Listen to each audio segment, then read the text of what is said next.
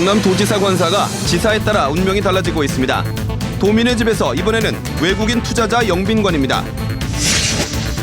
3억대 인터넷 상품권 사기를 벌인 30대는 공무원이나 법조인 등에는 정상 배송을 하는 지능적인 수법으로 검거를 피했습니다. 90여 일 앞으로 다가온 4.13 총선. 야권은 인물난을 겪으면서 후보 영입에 총력을 기울이고 있습니다. 경상남도와 창원시의 성매매업소 집결지 폐쇄가 추진 3년 만에 없던 일로 돼버렸습니다.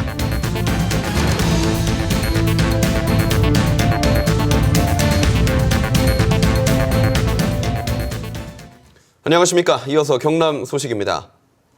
옛 경남도지사 관사였던 현 경남도민의 집이 외국 투자자의 숙소인 영빈관으로 활용됩니다. 공시지가만 100억 원에 달하는 저택이지만 용도는 도지사에 따라 계속 바뀌고 있습니다. 보도에 김현수 기자입니다.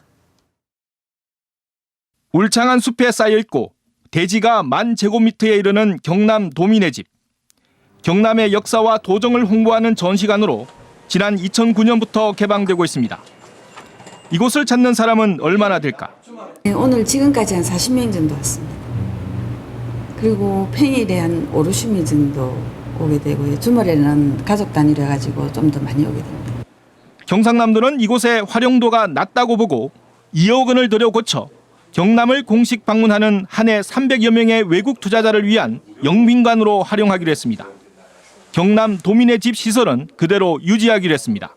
낮에는 도민의 집으로 도민이 활용을 하고 밤에는 투자주지차 방문할 수 있는 게스트룸으로 사용할 수 있어서 도지사 관사였던 이곳은 호화 관사 논란이 일자 2003년 당시 김혁규 지사가 도민 여론조사를 통해 폐지했습니다. 이후 6년 동안 방치되다가 예산 10억 원으로 증개축해 경남 도민의 집으로 개방되고 있습니다. 김두관 도지사 당선자 시절에는 인수위원회 사무실로도 사용됐습니다. 이곳의 공시지가는 100억 원대, 한때는 도시계획 변경을 통해 민간 매각까지 추진됐지만 불발됐습니다.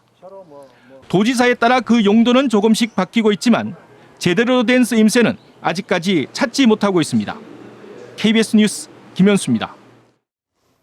상품권을 싸게 판다며 돈을 송금받고는 잠적한 30대가 경찰에 붙잡혔습니다.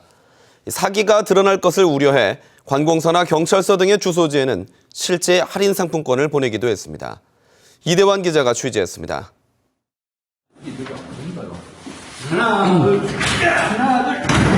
경찰관들이 문을 강제로 열고 들어갑니다.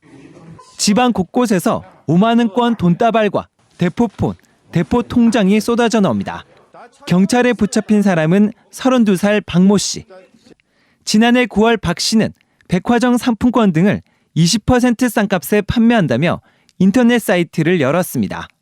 단 9일 만에 370여 명이 송금했고 박 씨는 돈만 받고 잠적했습니다. 처음 생긴 사이트이기도 해서 이벤트 겸해서 한 1,200원 싸게 파는구나 라는 생각에 의심은 전혀 없었죠. 이렇게 가로챈 돈이 모두 3억 9천만 원. 처음에는 좀 제대로 하려고 그렇게 했었는데 하다 보니까 좀 어렵고. 그런데 박 씨는 경찰관이나 세무공무원, 교도관 등에게는 상품권을 정상적으로 보냈습니다. 이들까지 사기를 치면 곧바로 수사가 이어질 거라 생각한 겁니다. 우리 주소가 경찰관서나 방송국이라든지 교도소 이런 관공서 혹은 법무법인으로 기재가 돼가 있으면은 신속하게 수사가 바로 진행될 것을 우려해가지고 경찰은 피의자 박 씨를 구속시키는 한편 설 대목을 앞두고 이 같은 사기 수법이 기승을 부릴 것으로 보인다며 소비자들의 주의를 당부했습니다. KBS 뉴스 이대환입니다. 경상남도와 창원시가 경남의 대표적인 성매매업소 집결지를 폐쇄하고 일대를 재정비하겠다고 밝혔습니다. 하지만 추진 3년 만에 업소 폐쇄는 없던 일이 돼버렸고 여전히 홍등이 켜지고 있습니다. 김서영 기자가 취재했습니다. 경남에서 유일하게 남은 대규모 성매매업소 집결지입니다. 지난 2013년 홍준표 경남도지사는 업소를 폐쇄하고 이 일대를 재정비한다고 공언했습니다.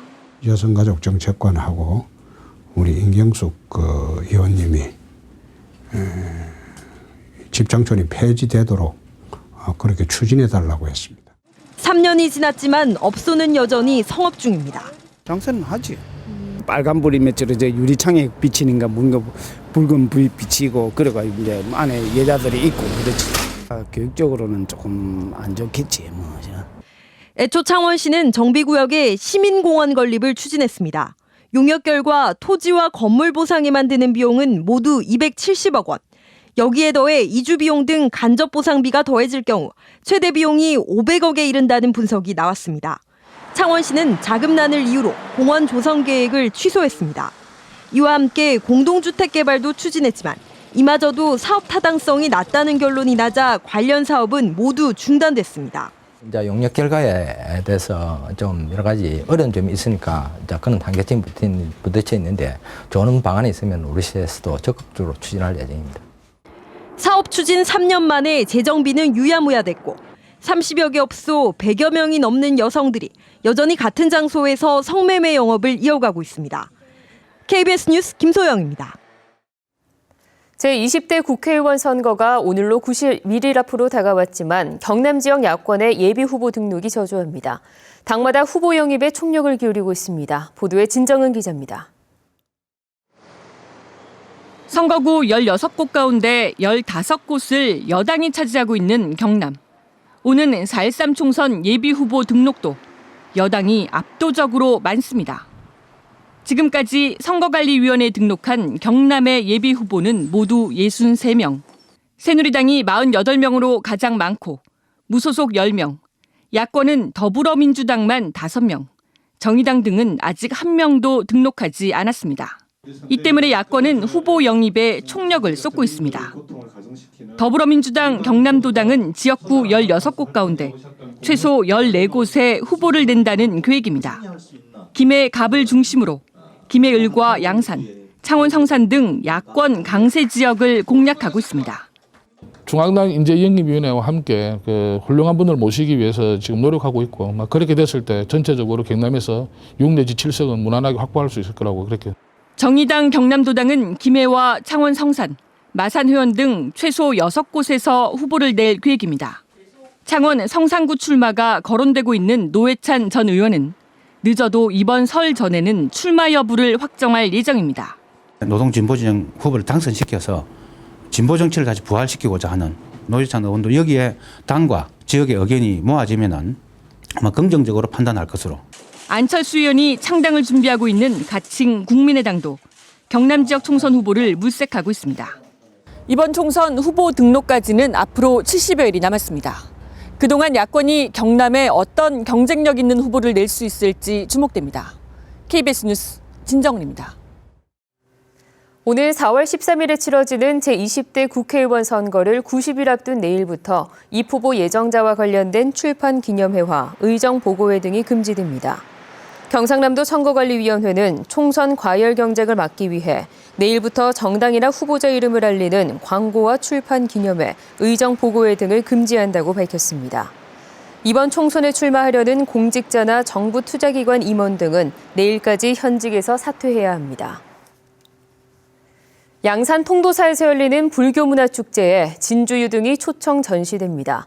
진주 남강유등축제가 유료화로 바뀌면서 재정 자립도를 높인 데 이어 다른 축제와의 교류로 또 한 번 도약할 수 있을지 주목됩니다. 보도에 황재락 기자입니다. 국내 3대 사찰 가운데 하나인 양산 통도사입니다. 부처님 진신사리를 모시고 있는 불보사찰 통도사에는 신라시대 창건 이후 오랜 역사만큼이나 다양한 전통 불교 축제가 이어집니다. 이 같은 통도사 축제의 밤을 진주 유등이 환하게 밝히게 됐습니다. 진주시와 통도사는 문화축제 교류 협약을 통해 통도사 축제 때 진주 유등을 임대 전시하고 신도 10만 명에게 진주 유등 축제를 홍보하기로 했습니다. 우선 5월 석가탄신일에 중형 유등 20여 개를 통도사 입구와 경내에 전시하고 맞춤형 유등 제작도 협의하기로 했습니다. 그 다양성이 있는 그 등을 저희 통도사 축제 그 등을 모셔다가 일반 대중들에게도 많이 알리고 등 자체를 불교와 관계에 있기 때문에 진주시는 그동안 축제 희소성과 독창성 보전을 위해 유등 임대를 자제했지만 앞으로 외부 축제와 교류에도 적극적으로 나설 방침입니다. 문화의 확산, 향유 그런 취지에서 상당히 우리 남양 유등축제가 앞으로 더욱더 발전할 것이다. 그런 큰 기대감을 가지고 있습니다. 지난해 전면 유료화로 재정 자립 기반을 다진 진주남강 유등축제. 해외 초청 전시에 이어 국내 축제와 활발한 교류로 또 한 단계 도약할 수 있을지 주목됩니다. KBS 뉴스 황지락입니다. 다음은 희망 2016 나눔 캠페인에 성금을 보내주신 분들입니다. 주식회사 거양금속 김학순 대표이사와 임직원 여러분이 500만 원을 보내주셨습니다. 도계중학교 학생과 교직원이 114만 원, 김해시 인제노인대학 학생 여러분이 67만 2,600원, 거제시 이룸면 와현마을 이성규 이장과 주민들이 50만 원, 마산 교왕초등학교 11회 동창회원 여러분이 50만 원을 기탁하셨습니다. 김해 진해동 영봉정서 주지 49만 8,900원, 창원 반송초등학교 전교생과 교직원 여러분이 46만 3,122원, 진해 시니어클럽 참여노인 여러분이 30만 원, 의령군 전직 읍면장 친목회 성규군 회장과 회원 여러분이 25만 원을 맡겨주셨습니다. 밀양시 부북면 이장협의회에서 22만 원, 창원 신성물류 권재복 대표가 20만 원, 의령군 낙서면 문화체육회에서 20만 원, 합천군 대양면 오산마을 고영환 씨가 20만 원을 보내주셨습니다. 성금을 보내주신 분들께 감사드립니다.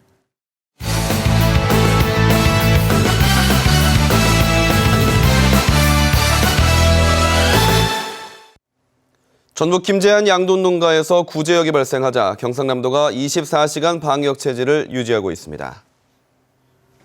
경남 소식이었습니다.